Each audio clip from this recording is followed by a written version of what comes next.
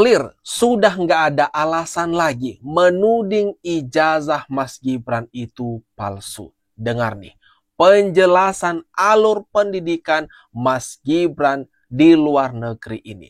Rismond Roy Suryo tak ada alasan lagi untuk menyerang menuding bermasalahnya ijazah Gibran. Mari kita tonton teman-teman. Saya nggak rela orang Indonesia dibohongi orang nggak logis ini. Kalau manusia seperti ini, SMA kok disalahkan universitas. Logika mana? Ya sebetulnya saya ogah ya ikut-ikutan komen dalam isu ijazah palsu karena ini jelas ranah politis. Tapi ketika Pak Roy Suryo mempertanyakan ini logikanya di mana dan ini kebetulan memang ranah saya merasa perlu meluruskan. Karena penyesatan yang dikampanyekan terus-terusan itu lama-lama menjadi seolah kebenaran. Saya sudah 24 tahun berkecimpung di dunia pendidikan internasional dan saat ini menjadi penasehat senior pendidikan lintas negara atau istilahnya transnational education. Sebelumnya saya juga pernah bekerja 9 tahun di Universitas Australia. Begini jelasinnya Pak Roy ya, ijazah SMA Indonesia ataupun negara lain tidak selalu diakui setara dengan SMA di Australia. Karena itu banyak universitas di sana membuka jalur pathway program, semacam matrikulasi yang disebut foundation. Program ini setara dengan kelas 12 di Indonesia. Contohnya, University of Melbourne punya Trinity College yang menawarkan foundation. UTS, University of Technology Sydney, punya program foundation yang dikelola oleh InSearch. InSearch memang bukan universitas, tapi pathway menuju universitas. Program InSearch ini bahkan ada di Indonesia, ditawarkan lewat UIC College. Silakan monggo, bisa langsung dicek ke sana tanpa berdebat panjang lebar. Nah, gimana nih? Gimana dengan Roy Suryo, Rismond, Dr. Tifa? Sekarang ini penjelasannya clear, berarti terbantahkan tudingan liar daripada orang-orang ini. Rismond Roy Suryo, Trio RRT, dan CS-CS-nya yang mengatakan ijazah Mas Gibran itu palsu. Gini loh alurnya kalau kuliah atau bersekolah di luar negeri. Mas, jangan kebalik. Ijazah luar negeri jauh lebih mudah bikinnya daripada ijazah dalam negeri. Loh, mengapa? Loh iya, kalau ijazah luar negeri kan mana ngeceknya? Kan kita susah ngecek ke Bradford sana. Ya kan? Tapi kalau dalam negeri kan dengan mudah kita cek, kecuali kalau kampusnya kemudian dalam tekanan, ya kan? seperti tidak, kasus yang lain. ya, yang tidak bisa berkata-kata, kemudian tidak bisa menyajikan data, dan kemudian malah justru kesalah-salah, ya kepleset-pleset gitu ya. Mas Lo juga kan belum ke Bradford kalau gitu ya? Kenapa? Belum ke Bradford sana untuk mengecek Sebenarnya kerajinan pisan gitu kan? Sebenarnya saya sudah berkomunikasi dengan Bradford. Oke. Ceritain. Dan jawabannya adalah Bradford sudah tidak ada kerjasama lagi dengan MDIS. Bradford sudah Tidak ada kerjasama lagi. Tahun berapa? Ya, tahunnya dia nanti akan sampaikan detailnya. Tidak akan saya buka sekarang. Oke. Karena itu nanti akan menjadi fakta di persidangan. Oke. Ya, dan yang jelas gini. Sekarang kan banyak tuh termul-termulnya itu yang kemudian, gue pernah sekolah di MDIS. Mana? Dan ada yang kemudian membuktikan dengan video. Ya, ini dulu ada gambar di sini, dulu ada. Mana? Nggak ada lagi sudah gambar-gambar itu. Ya, jadi dia menceritakan bahwa masuk ke MDIS itu, manajemen diplomat itu, dulu katanya ada gambar Gibran dulu di situ. Ya, sekarang dia tunjukkan video itu tapi nggak ada gambarnya, jadi mengatakan dulu gitu. Kasihan Roy Suryo ini nantinya ya. Di sini dia mengatakan memalsukan ijazah luar negeri itu sangat mudah. Tidak percaya. Oke. Sekarang ini kan statusnya sebagai calon tersangka di masalah polemik ijazah Pak Jokowi. Dan siap-siap lagi di sini. Di masalah di perkara ijazah Mas Gibran. Siap-siap jadi calon tersangka juga. Siap-siap bakalan kena pasal berlapis dan perkara-perkara. Banyak yang salah paham soal ijazah kampus swasta di Singapura. Bahkan ada yang bilang gampang bikin ijazah palsu. Padahal Singapura itu salah satu negara yang paling ketat soal pendidikan. Nah, aku bakal jelasin cukup panjang. Mohon disimak ya. Kita mesti paham basicnya dulu. Sistem pendidikan Indonesia dan Singapura itu beda. karena memang Singapura jajahan Inggris. Kalau di Indonesia jelas jenjang pendidikannya itu SD, SMP, SMA. SD 6 tahun, SMP 3 tahun, SMA 3 tahun, di total 12 tahun. Tapi kalau di Singapura agak beda nih. Jadi kalau di Singapura itu ada yang namanya primary school 6 tahun. Kemudian selanjutnya pas primary school itu ada tes yang namanya PSLE test. Di situ untuk ngebedain antara kita akan masuk secondary school yang express atau secondary school yang biasa. Kalau secondary school yang express itu 4 tahun. Dari situ aja udah beda ya. SMP, SMA 6 tahun, tapi di sini di Singapura secondary school express itu 4 tahun. Kalau secondary school yang biasa itu 4 plus 1 tahun, jadi total 5 tahun. Yang jalur biasa pun aja udah beda, bukan 6 tahun tapi 5 tahun. Di situ udah jelas bedanya kan. Nah, anggaplah masuk ke secondary school yang express, cuma 4 tahun masa belajarnya. Di situ nanti ada tes lagi. Apakah di secondary express itu kita bisa lanjut ke junior college yang masa belajarnya cuma 2 tahun atau lanjut ke politeknik yang masa belajarnya 3 tahun. Kalau masuk ke junior college itu akan mempermudah untuk masuk ke university. Nah, universitas negeri di Singapura itu sedikit banget. Antara lain kayak NTU, NUS, SMU, SUSS, dan beberapa lah. Bisa di-googling sendiri nanti.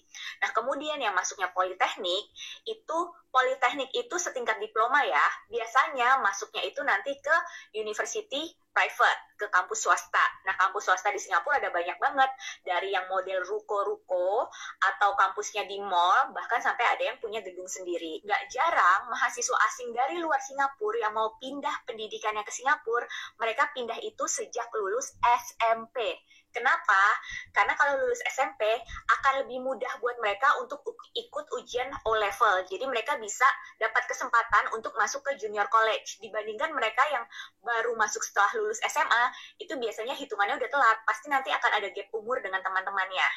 Gitu ya. Nah, biasanya lulusan SMP ini begitu masuk ke Singapura akan ada kelas penyetaraan dulu, kelas persiapan buat masuk ke ujian O-level itu yang buat masuk junior college.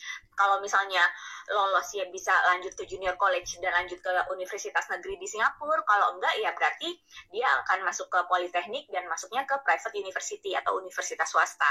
Dan perlu digarisbawahi, kampus swasta di Singapura itu nggak bisa sembarangan ngasih ijazah. Jadi sistem pendidikan di Singapura itu ketat banget. Di sini tuh diawasi sama CPA. CPA itu Committee for Private Education dan punya lisensi EduTrust. Jadi jangankan masalah ijazah ya, masalah presensi, kehadiran di kelas aja tuh ketat banget. Apalagi kalau mahasiswa asing yang datang ke Singapura pakai student visa atau student pass, itu kan tujuannya memang untuk belajar. Jadi kalau misalnya kehadiran mereka di kelas itu harus 90% dan itu setiap bulan dilaporkan dari kampus ke pihak imigrasi. Kalau sampai kehadiran kita kurang dari 90%, biasanya either kita dikasih peringatan, atau student visa kita dicabut, atau kalau kampusnya yang nakal, udah pasti lisensi kampusnya juga dicabut. Urusan student visa atau kehadiran di kelas itu penting banget. Kenapa? Karena Singapura itu negara kecil.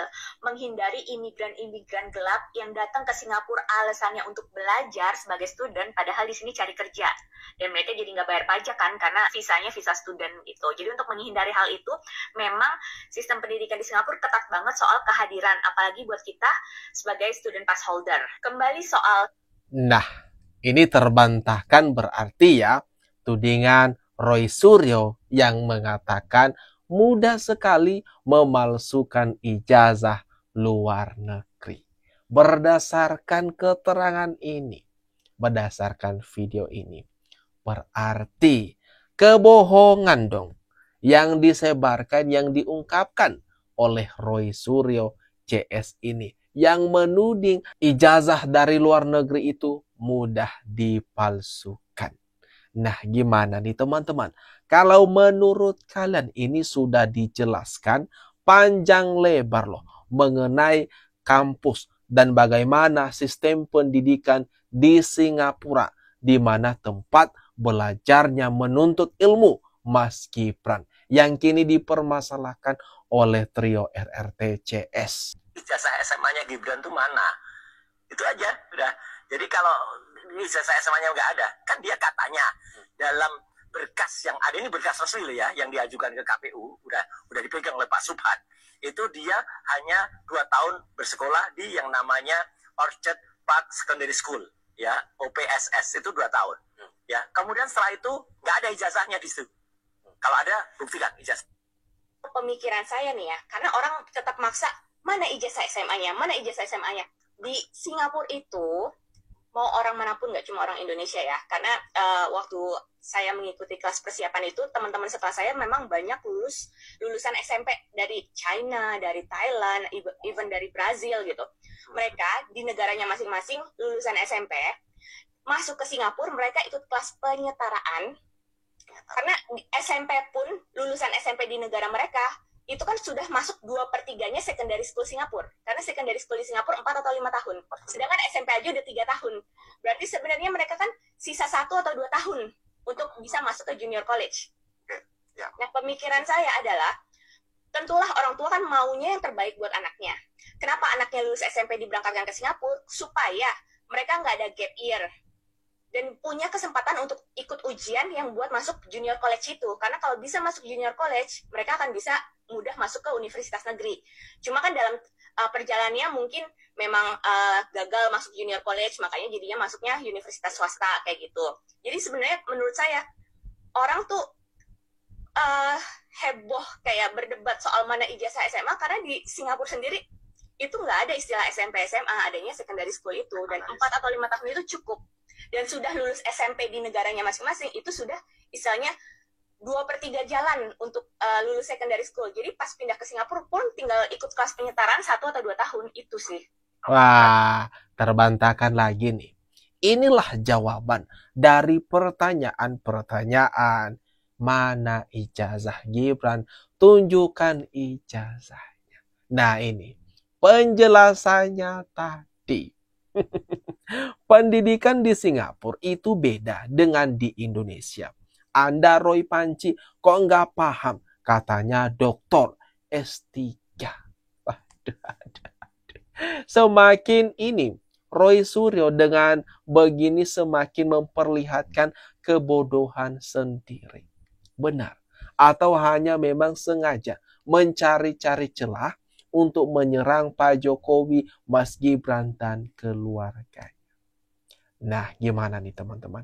Menurut kalian atas apa yang kita bahas ini mengenai kelakuan orang-orang ini dan mengenai alur pendidikan Mas Gibran dan alur pendidikan di Singapura? Jangan lupa tinggalkan komentar terbaik teman-teman. Ini nih, di kolom komentar yang ada di bawah ini.